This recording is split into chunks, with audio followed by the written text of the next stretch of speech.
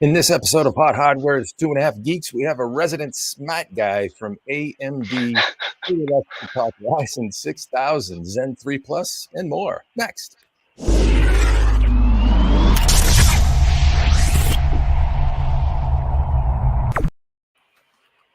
Welcome back, my brothers and sisters, to yet another fine episode of Hot Hardware's 2.5 Geeks live stream. Sorry we have missed you for the last couple of weeks, but we're here to make up for it today. We got busy with a little bit of life. Things got real busy, right, Marco? But we're back in the swing now, back on the saddle, and we've got a great show teed up today, right, buddy? I hope so. We have a very good guest and an exciting topic to talk about, so I have a good feeling about today. I do too, and it's good to be back. It's good to be breathing in the tech once again. You know, sunny day outside here in New England. I think we're pushing 50, which is downright balmy this time of year. Wow. So I'll take that too. Yeah. And with us, I do hear someone chirping in the back is a very special guest from AMD, someone we've had on the streams here, gracing the airwaves with us previously, Robert Hallock, Director of Technical Product Marketing from AMD. Do I have your title right, Robert? Welcome. You do indeed, sir. Hey, everybody. How you doing? Good. It's good to see you guys. Yeah, you as well. It's been a while. You guys have been just a tad bit busy yourself with emerging technologies that you have brought forth to market since we last spoke, huh? That's right. Yeah, it's been a busy year already, and it's only 3 months in. There's a lot of stuff going on. But yeah, Ryzen 6000 series is the most recent product from us. Very cool. Yes, we'll be digging into that today for sure. Big splash, for you folks at CES, and then the recent launch and all that good stuff. So yeah, we'll dive into the tech shortly. But before we do, and by the way, Chris is here. Chris Getting is here. We should mention turning the knobs and dials for us behind the scenes on our StreamYard platform. Chris, say hey to everybody. Hey, how's it going? So there's the voice from the man behind the curtain. He may chime in occasionally, and if you hear this disembodied voice, that's just Chris. You'll be fine. That's Chris. So let's first start with you, Robert, because some folks might not know who Robert Hallock is of AMD, though I'm sure a few have seen you gracing the interwebs and the YouTubes and all that stuff. But what's your sort of name, rank, and serial number at AMD? Your purview per se? Yeah, I've been at AMD for 12 years, so I've been cursing people with my presence for 12 years. And I now lead technical marketing for the Ryzen CPU business at AMD. So anything from laptop, desktop, high-end desktop, that's my team at AMD. And couldn't be more excited. We got a lot of cool stuff going on. Nice. So Ryzen CPUs specifically are your bailiwick, both laptop and desktop. Don't mess around with the Radeons, but they're a brother or sister division, and you breathe that air as well, but not your bailiwick. Okay, cool. So we'll stick to the CPU. I might have this wrong, Robert, but I know this is the complete other end of the spectrum. But you were instrumental in getting Threadrippers, the initial Threadrippers done, correct? Yes, that was part of that was one of my first CPU marketing launches at AMD. So I worked in Radeon from 2010 through 2016, and so the first gen Ryzen part and Threadripper were my first two CPU products. That's a good one to tee up with on your first effort. Yeah, not bad. It was a lot of fun. Excellent. Good stuff for sure. Well, thank you for joining us. Sure. As I'd mentioned, Robert is a resident smart guy. So at AMD. So if you have questions, fire off in the chat. We will try and field everything we can. And Marco's here. He's our bouncer should folks get out of line. So keep it nice, keep it civil. We call him Big Wop because he's an Italian, and he's he can be stout. So we already have a question. I just want to, if we don't get to a question because it doesn't fit where we're chatting, ask us again. So the first question that's in there, it's kind of too early to kind of weave this in, but we'll get to you. If we forget because the chat whizzes by, ask again if we missed it. That's all I just want to say. Yeah, absolutely. So yeah, and yeah, we'll try and get to things as they come up, and as we go through our questions as well. And Robert, feel free to ask us a few questions if you want to, and we'll try and All right. not screw it up. So all right, well let's dive in. So Ryzen 6000 launched. Chris, I don't know if you can tee us up a little visual on this, but AMD CES CPU Assault brings Ryzen 6000 mobile with RDNA2 and Ryzen 7 5800 X3D. Zen 4 platform reveal as well, but we're going to stay on the Ryzen 6000 trail here quite a bit. New optimized CPU architecture based on Zen 3, now called Zen 3 Plus. It's still very much the same topology, I would say. So versus your competitor Intel, where they have taken a divergent path from you with a big little hybrid architecture, you folks are big.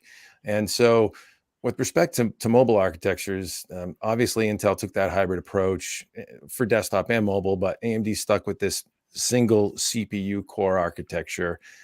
Could you maybe provide a little bit of insight as to why AMD made that decision, the strategies along the way?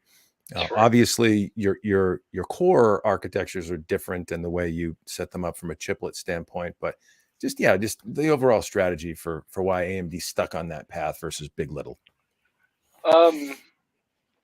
If we step back and look at microarchitectures, there's it's one part science, actually designing the layout and implementing it, but there's also a lot of art or philosophy or design intent involved as well.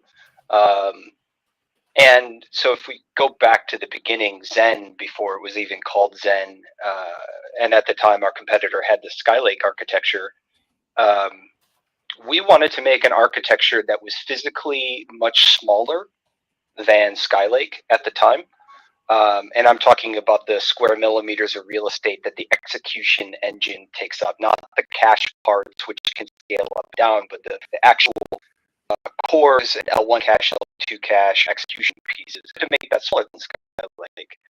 Increase performance delivered to the end user, and they were reaching a point where they could not fit more big cores on the die due to this Skylake descended architecture. So if we talk about design intent and the ramifications over time, I believe our competitor had a very serious space challenge to overcome, one that we weren't facing because we built our cores from day one in the Zen era to be more compact in terms of real estate.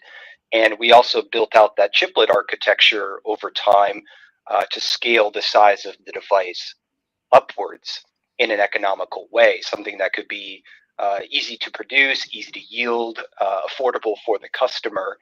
And that takes us to today, where I think the testing you're seeing in the industry is showing this trajectory where our competitor's Alder Lake architecture is very good at high power and tapers off very rapidly as you get to low power envelopes, 35 watt, 28 watt, 15 watt. And it's Zen that comes into the lead in those spaces.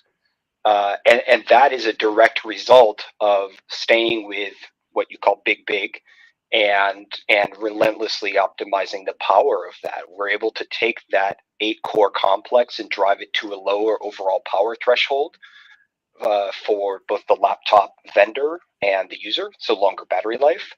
And that kind of takes us to the big macro story. You know, our competitors trying hybrid because they had very serious space constraints or process technology constraints that we weren't facing, and that leads to a very different set of engineering decisions. Yeah, interesting, because you folks took that chiplet, path years and years ago, and are now enjoying the benefits of multiple optimizations and iterations of that decision, of that design decision making. And so it's fascinating to watch. And as as everybody knows, not everybody knows, but and certainly the engineers know that, when you go to a chiplet design, there's certain inherent, trade-offs you make as well. You Absolutely. guys have a very, very fast fabric, and you can get between chiplets and on and off core chiplets quickly.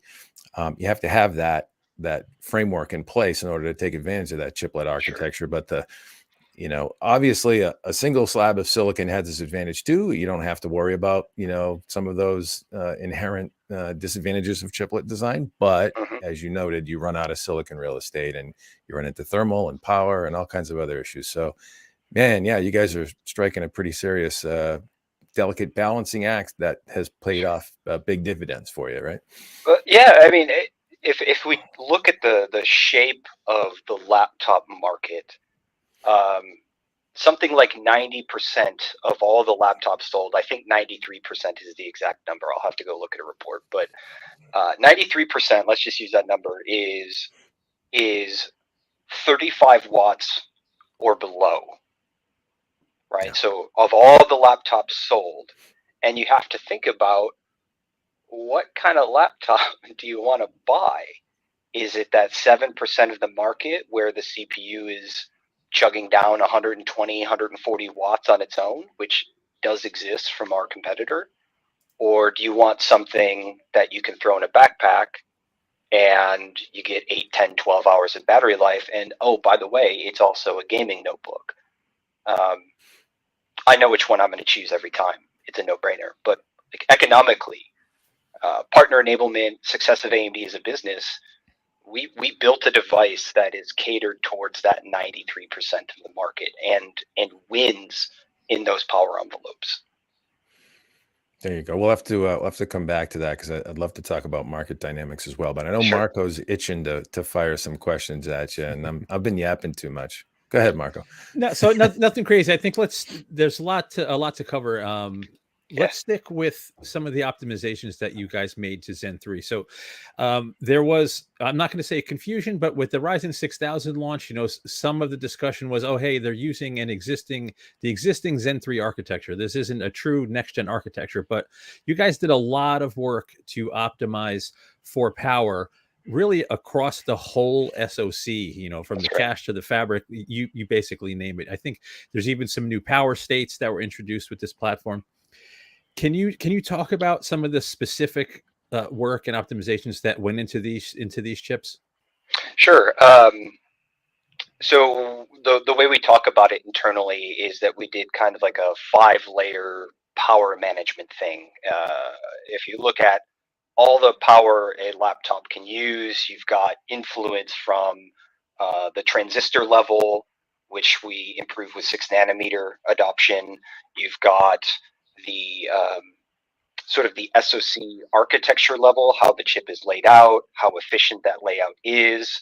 Are you doing the best low power practices everywhere in your IP? Then you've got cores, you've got firmware, and you've got the platform. And those are the 5 areas that you can influence. And some are under your direct control and some are not. But a couple specific examples is we made video playback a ton more efficient. We know people are doing a lot of that. I think we're getting like 30% longer, 40% longer battery life on both streaming and local video playback. So that's an improvement to what we call our VCN block, which is video encode decode. We made several improvements in the power consumption of the uncore region. So around the CPU cores themselves, we added new power states to the Infinity fabric. We added new power planes to turn parts of the chip off more granularly, specifically in the display controller region, as that section of the laptop market gets more advanced. It's just a top to bottom refresh. So we like to say that the plus means power, and I know people are accustomed to seeing new architectures from us that are IPC focused or throughput focused, but this was our first that was all about power with 50 plus changes.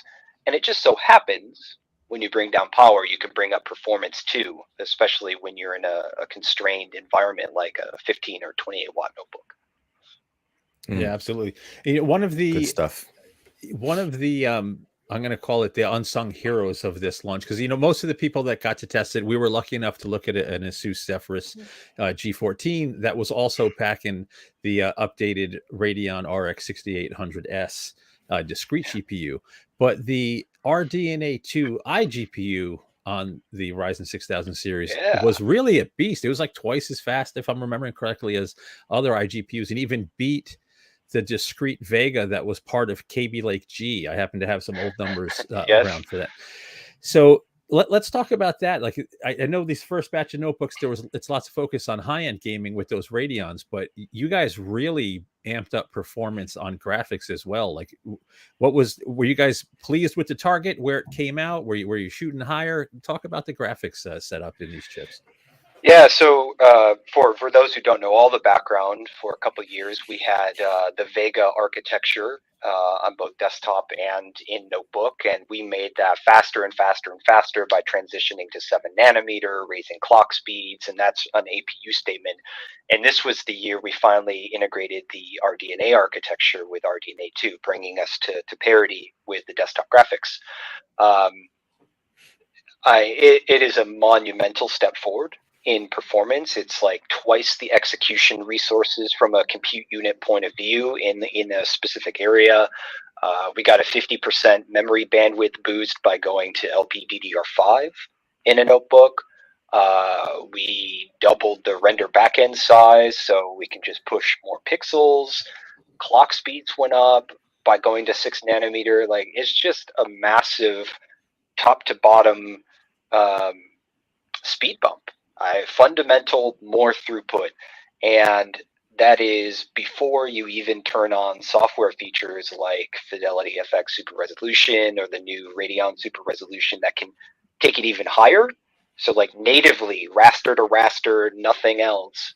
We're talking 2x performance improvement year over year, and that's going from the, let's say, the Ryzen 7 5800U last year to the 6800U this year. We doubled graphics performance, and the whole point is we just wanted to make 1080p gaming kind of accessible to anybody. We've been on that mission for a long time, and this was a major accelerator in that direction.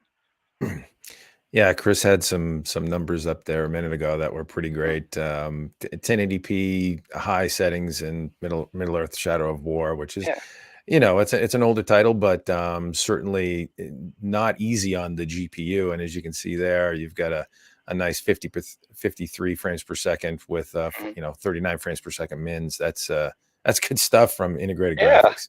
I mean, I don't want to run around and say like an ultra thin laptop is a gaming laptop. I think we all acknowledge that it's not. But like, just the fact that you can, I don't know, go buy a 3-pound laptop and play a game and it doesn't suck, like that's great. That's what I want. Yeah. So, and that's what we're trying to achieve. How about on the content creation side of things from a GPU standpoint, to just kind of stay in that GPU topic? This optimization in the Radeon architecture, you mentioned some of the video engine optimizations as well. We actually haven't looked at that yet, but can you expect better video transcode and things like that from the IGP?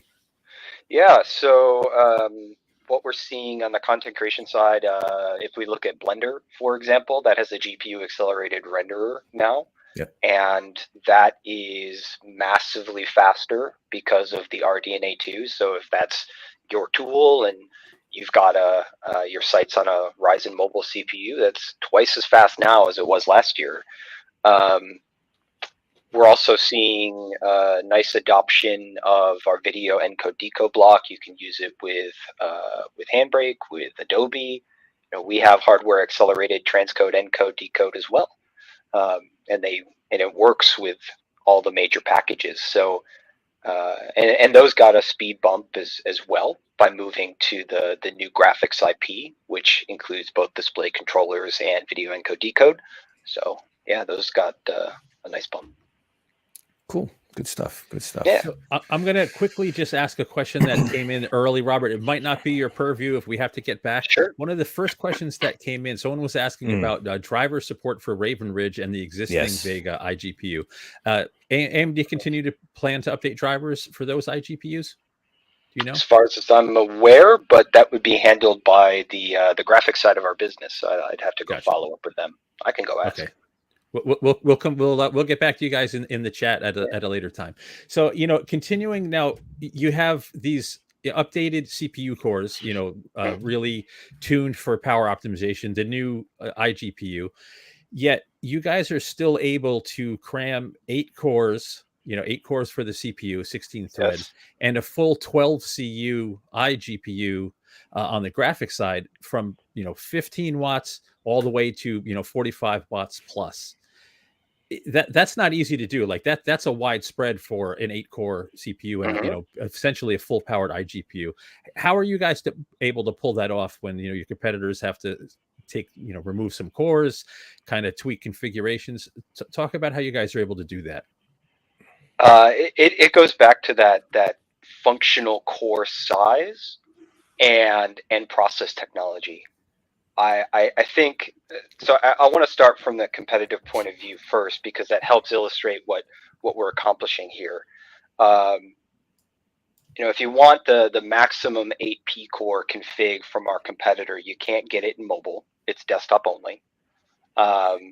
And as you go below 45 watts, you go from 6P cores 4 to 2 really fast as the power envelope goes down. And I think that illustrates something about the power management or lack thereof in the chip, or the leakage of their process, or the insufficiency of their process technology to scale to a smaller envelope. And these are challenges that we at AMD are not facing. So when you're running into the laws of physics like our competitors are, like their big cores are just using too much power to fit in these small form factors, yes, you have to trim off cores.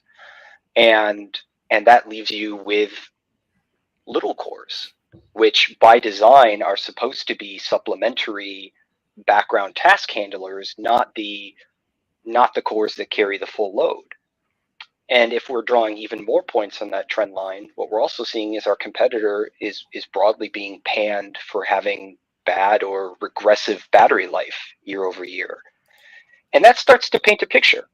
It starts to paint a picture of a process technology that isn't quite as fixed as they claim, and an architecture that was allegedly hybrid, supposed to be efficient, but can't deliver battery life or thin form factor. What's the point? And those are just not challenges AMD has with Zen, with 6 nanometer, and that's how we can get into a smaller space. Got it. Chris, I'm going to follow up on this discussion. Chris, can you jump to the last graph on page 2 in our review? So in our review of the Ryzen 6000 in the ASUS Zephyrus specifically, because these characteristics are going to be different from machine to machine and OEM to OEM. I did just some quick and dirty power testing where I put the notebook in performance mode or turbo mode, if I'm getting those names right, I don't remember, and just basically let it idle, did a single thread workload in Cinebench, and did a multi-thread workload in Cinebench. And also just did a gaming test where it was, hitting the whole system. And I had in Alder Lake an MSI GE76 Raider on hand, did the same thing. So what we sort of see from the Alder Lake rigs are this flat out, super high performance in the beginning, and then it tapers off as the CPU throttles. As the thermals get high, clock speeds go down, voltages go down, and obviously power goes down. Whereas with the Ryzen 6000, if you're in turbo mode, so if you have configured your machine for high performance, you guys sort of maintain the high performance throughout. Yes. Is that by design? Is it not throttling because temps are okay? Just some explanation on how you guys are able to maintain this sort of flat line here versus a high-end Alder Lake machine. What you're seeing is two parts. One, process technology. Straight up, 6 nanometer is, with our partner over at TSMC, is more efficient at scaling to lower power. It doesn't suffer from as much leakage. And if you're out there and you don't know what leakage is, that's sort of like the baseline power consumption just to turn the transistor or the chip on. The lower you can bring that down, the lower your dynamic power is across the full range of operation. Translating that leads to cooler temperatures, lower fan RPM, more consistent performance in thin form factors, and our process technology is just better at that. That's part one. And then part two is I think showing some deficits in the size of those big cores, which we know as you test the Alder Lake product, that it carries a lot of the load, that kind of outside of content creation cases, these little cores aren't doing very much, but those are the most efficient cores in the system.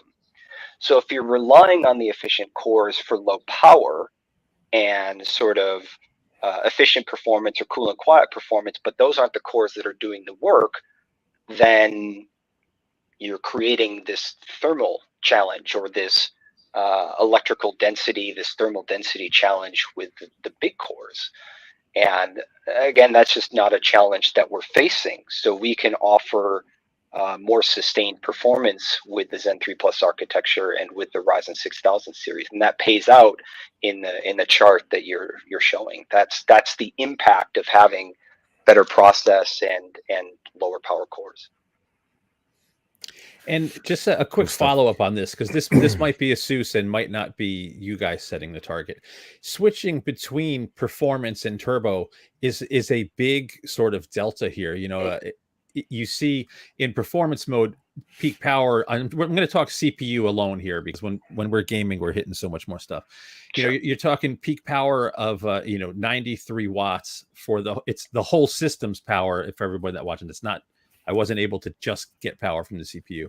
93 watts versus 136. Are those sort of deltas configured by the OEM based on the capabilities of the system? Are these targets that AMD has in place for sort of a baseline and a turbo? Do you have any comments on that?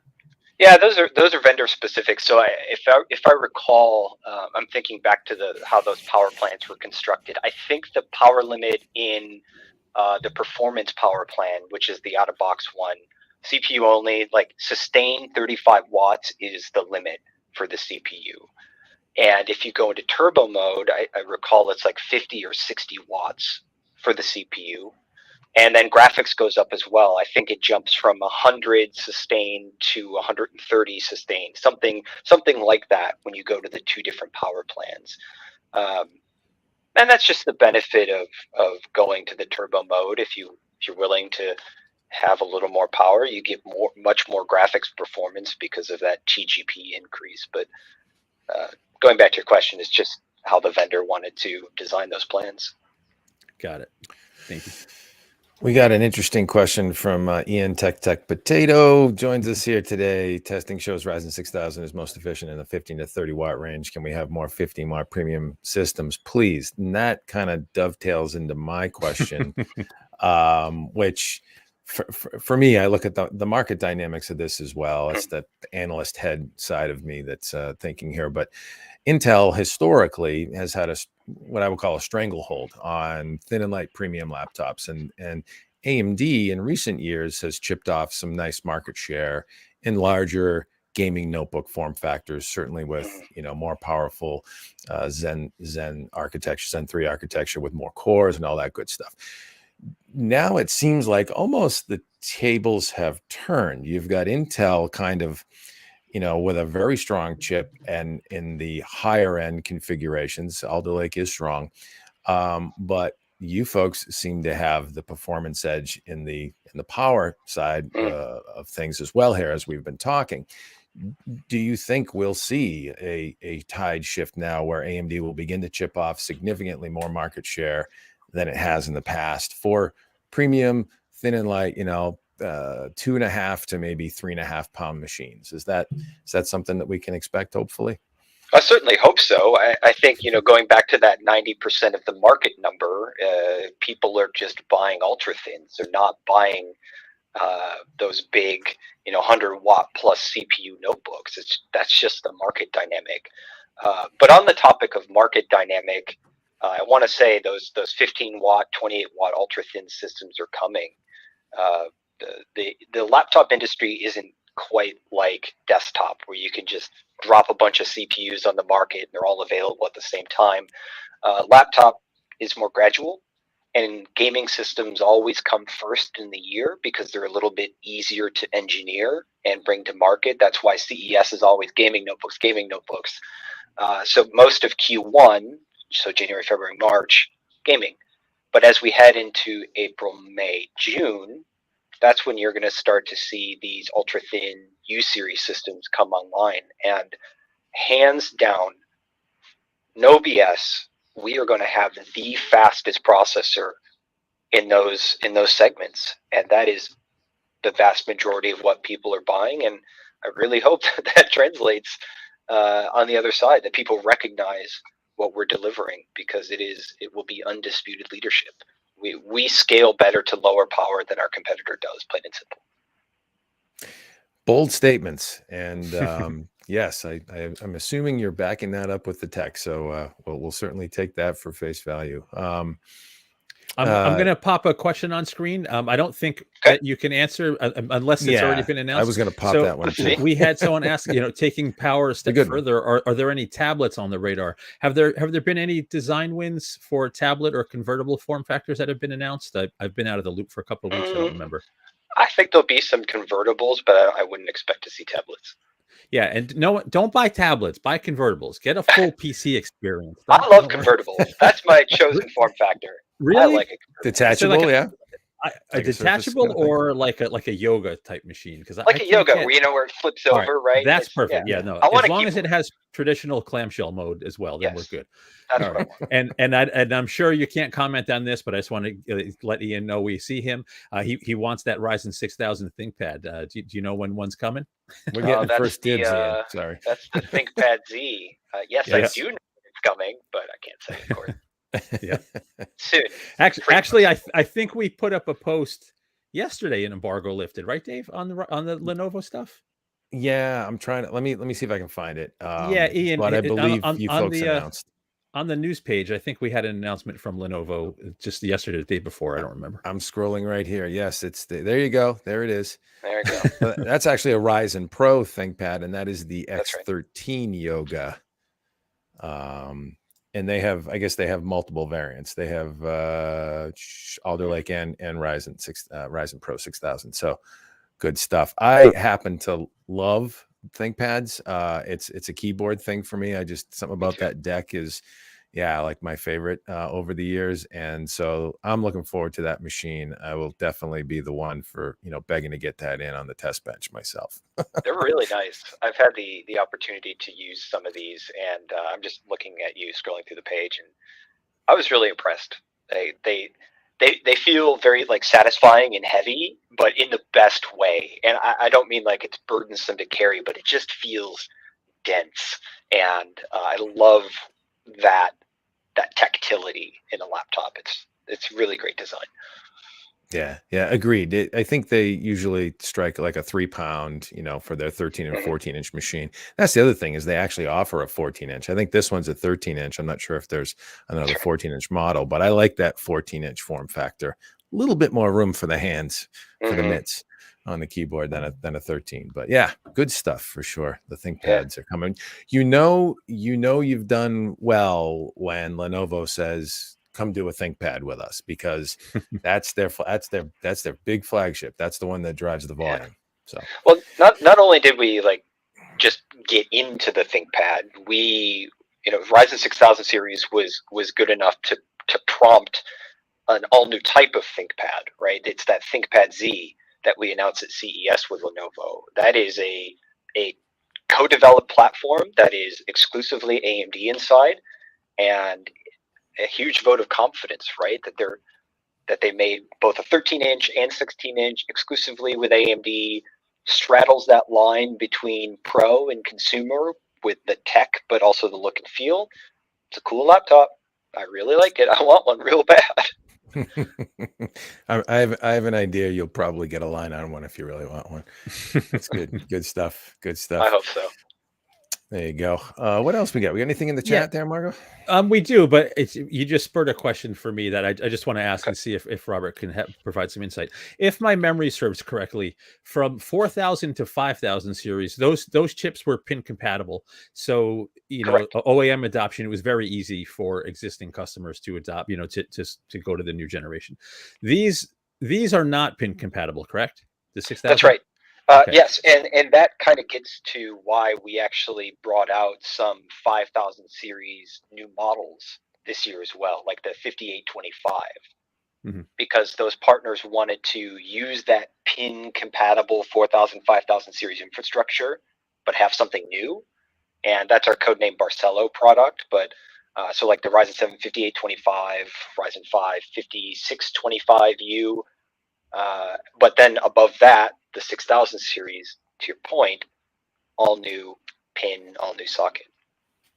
Yeah, and obviously, there's much more friction when you have to tell partners, okay, you have to completely redesign everything. Sure. How has feedback been from OEMs with the 6000 series? Can we expect more design wins, similar number of design wins? Is there anything that you can talk about in that regard without getting in trouble? Yeah, I think last year we were tracking towards around 150 design wins with partners, and this year will be around 200. So 30% increase, even with a socket change. I think that's a pretty interesting testament to how exciting 6000 is from their perspective. Because at the end of the day, looking at this ultra thin market, they kind of want to keep the same Z height, the same chassis thickness, and the question is, okay, how do I cram more performance into this?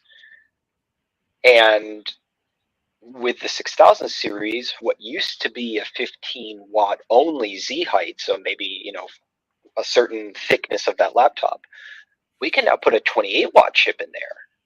So a vendor can refresh their chassis, not change the thermal solution, not change the chassis design, and it's effectively double the TDP of the processor in that solution.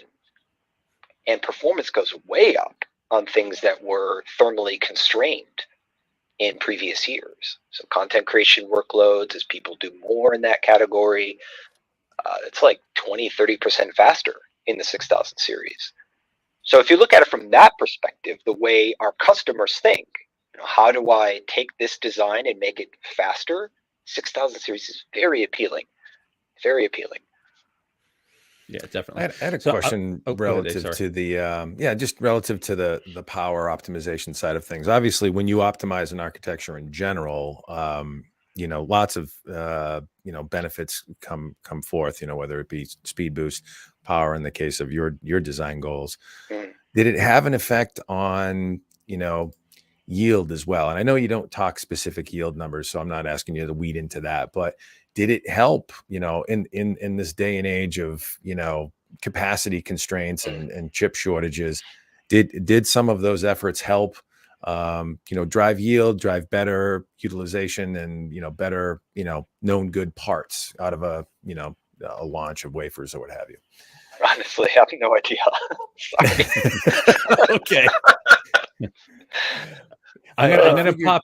I figured it might. Well, I figured it might, because when you talk about driving power down, you typically you turn the needle on the fringe corner cases where parts don't quite make the cut, kind of thing. So that was just my line of thought. But anyways, sorry to put you on the spot there, buddy. No, it's okay. Like, I just don't deal with yield at AMD, so I have to claim ignorance there.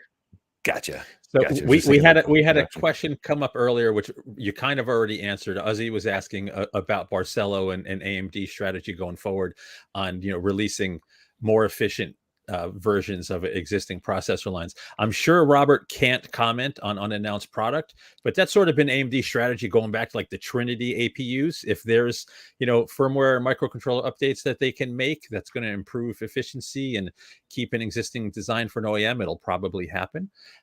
So thanks for that question, Uzzy. And then we had something from Ian pop in that I don't think you may not have insight into, but okay. Ian's asking a question about supply of LPDDR5. Do you know if any OEMs are having trouble sourcing or any issues with OEMs getting it, or did Apple sort of gobble it all up? No, so before we even came to market, we sat down with the LP5 suppliers and shared with them our, kind of our forecast for the year. And I can't go into too many details, but I think it's safe to say we see eye to eye on what the supply requirements are, and it's not a big deal. Very good. Good to hear. Cool. Can we stray off mobile for a second? Are you willing to answer a quick question about 5800X3D? Let's do it. I want to go there too. Yeah. So we have a question from the chat also. It may not be something that you can answer. Will 5800X3D support overclocking? And if not, why? So as people know, this is our first CPU with 3D V-cache technology, our first 3D vertically stacked processor, and that packaging technology in our space has different voltage and frequency scaling than people may be accustomed to. So I think on the desktop parts, you've seen us ship parts that range up to 145 or even 1.5 volts in boost, and that is not the limit for the 3D V-cache technology. The voltage limit on that is more like 1.3 to 1.35. So we are not going to allow overclocking, CPU core frequency overclocking, or core voltage adjustment, because out of the box, the design of the chip already uses and ranges up to that voltage and frequency limit. On the other hand, fabric overclocking remains enabled, memory overclocking remains enabled, and we know that our parts get the most benefit from that anyway. And we know that a 5800X part without overclocking is shocking, but at the same time,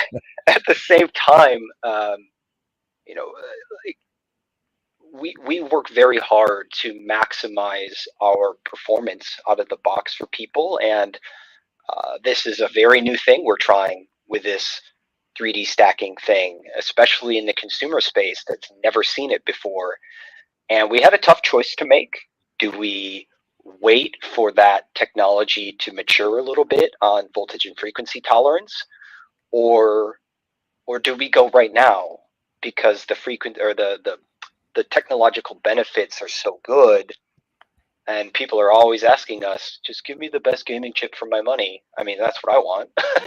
So we made the choice. We're going to ship it. It doesn't support CPU frequency overclocking, and that's why, because the technology just doesn't scale yet higher. And in time it will. And when it does, we'll bring overclocking back. Gotcha. And I don't want to dwell, because I know the focus was on mobile, but is it going to be a hard lock, or are you simply providing guidance to motherboard manufacturers in terms of BIOS, and we may see some folks go rogue? Or is this chip just, you're not CPU overclocking on this guy? It is locked. Okay. There you go. Mm-hmm. Thank you. And I want to follow.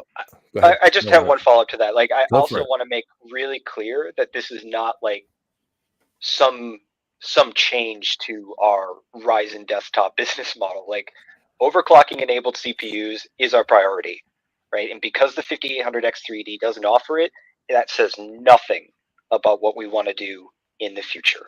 We're just trying to make the best of the technology that we have. Makes sense. Thank you so much. So this is another future-looking thing, but something that's before we move on to. Go ahead. Are you going to go mobile? No, the question that just came in on 6000 series APUs. I wanted to riff off of that. But go ahead, you go, Dave. Hang on 30 seconds. I want to just stay on this one real quick, and I'm not going to ask the question. I'm just going to kind of offer a wish list and see if you react at all. I would love a 5950X with 3D V cache. Just saying. And it would seem to me that there's a good market for that in the content creator space as well, which is what I do a lot of, obviously, as well as gamers, for that chip. Because I would think cache not only benefits gaming, but also benefits, again, bigger memory footprint, types of applications that can, need to get on and off chip quickly, and cache helps that. Any thought there, or do we have to just let that die for now? No, we'll go there. Oh, wow. Okay. I don't think I know the extra cache capacity. It actually doesn't help outside of gaming. Okay. What we're finding as we brought this technology to life and started implementing it, yes, of course, I would like to talk about like performance improvements in every sort of application. It just didn't pan out, primarily because of the way that those content creation applications use memory. They don't constantly page in and out of memory like a game does. They're not making a ton of rapid or random fetches from memory like a game does. So keeping the data resident and local to the cache with a larger cache doesn't confer the same benefits that it would a game. Whereas a game, you're truly eliminating thousands of requests to main memory by keeping that content local. And that round trip time to RAM is very long. It could be 60, 70, 80 nanoseconds, which fast by human standards, but a long time by PC standards. Yeah. L3 cache is like 12 nanoseconds. So for a game, huge speed improvement. And that's why we brought it in a gaming chip, an 8-core part, not a 12 or 16-core part. Makes sense. And actually, I learned something there. I figured it might help a few content creation situations, but thank you for that education. I appreciate that. And I still think that would be the best of both worlds, the 5950X with 3D. You can you have some gaming benefit, and then you still get your many cores for ripping content. That's our enthusiast roots. We want the big chip. Yeah, we want it all, baby. I want it all. Yeah. So, but ahead, actually, let's flip the script again. So we had a question come in, and this is kind of something near and dear to my heart too. 6000 series APUs, is there any possibility of them coming to the desktop? These chips, we talked about early how great the iGPU is. Obviously the big power efficiency. As I'm sitting here, streaming on a Threadripper, I love my big powerful desktop, but I also love these little small form factor desktop PCs, and would love to see a Ryzen 6000 in a little tiny desktop form factor. Can you talk about the possibility? Is that something that may come? Are we going to wait for Zen 4 for future low power little desktop chips? Are you able to talk about that at all? I can't speculate what's going to happen to the 6000 series, beyond mobile. But one of the things that I enjoyed for going back to last year, the 5000 series Cezanne family, is that ended up showing up, if you knew where to look, in the small form factor type systems, the ones that fit in the palm of your hand. And I actually run my media center on a 5700U system that I bought from AliExpress of all places. And I kind of expect the same thing to happen again. There's not really a limit on where these chips can go, but if you wanted like a small compact, more desktop type, I hope that in time 6000 series will show up in those types of devices as well. You could definitely see some all-in-ones, and that's happened plenty of times in the past where mobile platforms make it to all-in-one type machines. That's right. Yeah, so makes sense. Cool. Yeah, that's actually that's my exact use cases. I want an all-in-one with touch for the kids, but I also want a little tiny box, in the home theater as well. So just me being selfish, but someone asked the question, so I put it to you. Hey, that's the right thing to do. Yeah, exactly. What else we got? Nothing else, and I don't think so. I'm scrolling back in here. We have about 8 more minutes.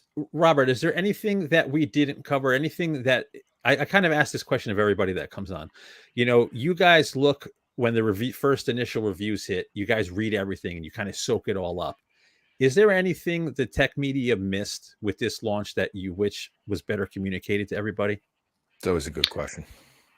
I think so.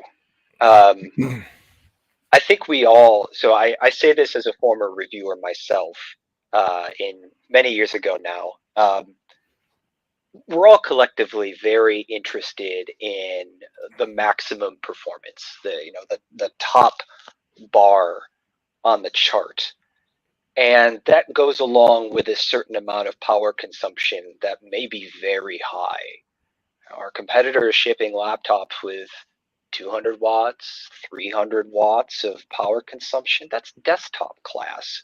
That is not a notebook. And I think collectively, we kind of got caught up in that. I think I do believe the tech media should probably spend a little more time probing to lower power envelopes with applications like throttle stop, because it would be very enlightening about what's going to happen the rest of the year as that 90% of the notebooks that people buy come into the market. I think you will see a very significant and pronounced inversion in who's leading the performance race at these more common form factors and TDPs. And I understand people, you've got this laptop and that laptop, and that's what you can compare, but there are the tools available to probe scalability. And it's worth looking at it, and it's worth asking why Zen scales so well to low power and our competitor's technology does not. That's a big story that currently is not really being told. There is smoke there, and where there's smoke, there's fire. Got it. Wow. Yeah, we probably need, I think we need a couple more machines on market that are in those power envelopes. But one of the things that we do, and we've been doing more of here at HotHardware lately, is doing also, thermal saturation testing. It's one thing to show a nice quick benchmark number and, hey, that's great. Here's the numbers, and we ran it 3 times and took the median or whatever. When you extend workloads over a duration, those thermal solutions get saturated, and then how much are you throttling, and what does performance look like then? That's an important picture we try and paint as well. And I think you'll see more of that, and you have to, because we have these seriously competing architectures now, and it's refreshing to have that kind of competition and look at it from these different angles. It's good stuff. Yeah, the thing about benchmarking is I think, like, almost all of us come from a desktop PC background. I do. I know you guys both did. HotHardware has been around a long time, and kind of all the reviewers out there. I would like to admit. Yeah, I know, myself as well.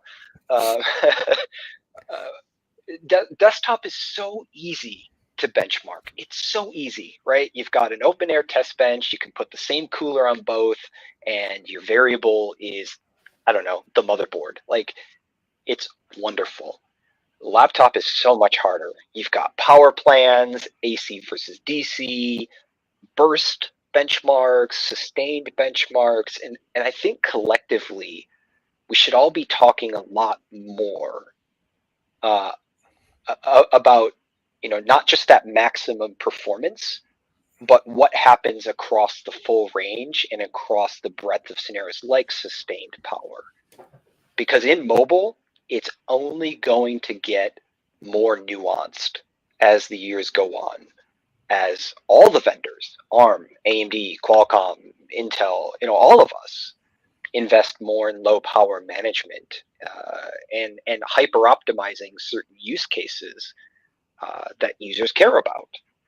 It's going to get a lot more complex, and so we need to, collectively, all of us need to find new ways to talk about that. And well, here we are. I want to do this more often, because I don't think the public at large is fully awakened to just how varied laptop benchmarking can be these days. Yeah, exactly. And that was actually the other thought I had, and you mentioned it. Very good point. Plugged in versus unplugged. The way most folks use laptops, you're not plugged into a wall, especially in a 3-pound machine. So that's got to be part of the story as well. And Sure. yeah, it's important. Yep. What else, Marco? And I'm sure we've got a couple things more. There was something in the chat that came in that we can fire at them, but go ahead. There was a whole. I am about to get attacked by a daughter that I'm not going to be able to stop. But while we're here, we had a few questions come in Sure. regarding AM5, and I know we're talking mobile, but this is quick, and I kind of know you can't talk specifics, but we have people asking about can we see a similar lifespan expectancy from AM5 as we do at AM4, where we're going to kind of get multi generations through AM5? Still being scoped. I don't know. Gotcha. Okay. Yeah. Fair enough. I think you can probably say the track record shows that you folks are keenly focused on that when you do have to make a change and extending that duration, once you make the change as much as possible. I think, I think you can say we have a corporate philosophy about it. I mean, FM2, FM3, FM3 Plus, AM4, they're all very long lived by industry standards. And I don't know where AM5 is going to go. And we haven't even seen the first motherboard for AM5 yet beyond the one we've built. But clearly we would like to keep it around if we can, but I can't promise anything because we just haven't decided. Yeah, got it. I got one more question, but I don't know if you got one more before we wrap, Margo. I'm good. I know we're coming in on the bottom of the half hour here, so go for it. I did have one more thought for the mobile platform area, and this seems to be the trend lately for sure across lots of different platforms. But can you comment on AMD's strategy or philosophy relative to new accelerator technologies? And I'm talking about whether it be AI, whether it be other silicon engines that you can bring in that are becoming more important, as you noted, to people. Sure. That will bring this different nuance and performance. I think what you've seen from AMD is that we've taken a more measured approach to bringing in accelerators. The industry has a slow adoption of accelerators. It's easy to implement one. It's much harder to get people to use it, no matter how good the tools are. So one of the things that Zen has done really well is be very judicious about when we decide to bring in another piece of IP. And I don't just mean Zen, the core architecture, but I guess I mean Ryzen as a whole CPU unit. We are, yes, not as early as our competitors to bring some of these accelerators in, because from our point of view, we watch their struggle to get adoption, and we think about the time and effort it went to develop that IP, incorporate that IP, write the tools, the support documentation, and it's like, is it worth it? Is it really worth it? Yeah. When you can instead spend your time, your engineering resources, your money on fundamentals that everybody benefits from: packaging, process, core architecture. That raises all boats. So the time will come when we take on more accelerators, but we're simply more measured than other industry players, precisely because they have such a hard time getting that adoption. And that pays dividends for us because we can just drive performance forward faster instead. That's the trade. Got it. Yeah, makes sense. Makes sense. Everybody's got to have a strategy, and that's ours. Is a logical one. Yeah, absolutely. Yeah. Cool. I think that about brings us to time in the wrap, right, Margo? I think you are correct, brother. Robert, thank you so much for joining us today. It was a pleasure as always. It's been a while since we saw you. We hope to see you in the real and actually shake hands someday soon. That'd be great. I would really like that. Definitely. Computex? Yeah. Not me. That's a long trip. We haven't been Computex goers ourselves, but I'm sure we'll get out to either the West Coast or Texas or something like that, where you might be for an AMD event, and we will look forward to that day for sure. Sounds good, boys. Good to see you as always. Really appreciate being on the show. Yeah, no, thanks for your time. Robert Hallock, Director of Technical Product Marketing from AMD. Thanks for your time, buddy. Good to see you. And folks, hit thumbs up and subscribe if you enjoyed this stream. We would appreciate it. You'll get notified when we go live on the next one. You can find us on the web at hothardware.com, twitter.com, hothardware, youtube.com/hothardware, HotHardware vids. We're everywhere. Just hit thumbs up, subscribe, give us a follow, and stick around for the next one. We probably have a giveaway coming pretty soon, Marco, but we're not quite ready to talk about that, but we do some pretty good giveaways as well. Who knows? Maybe we'll tee up something with Ryzen in it next. That'd be fun. Would be great. There you go. But in the meantime, thanks everybody for stopping by. We'll catch you in the next one. Thanks so much, Robert Hallock from AMD. Good to see you, and take care all. Thanks for stopping by.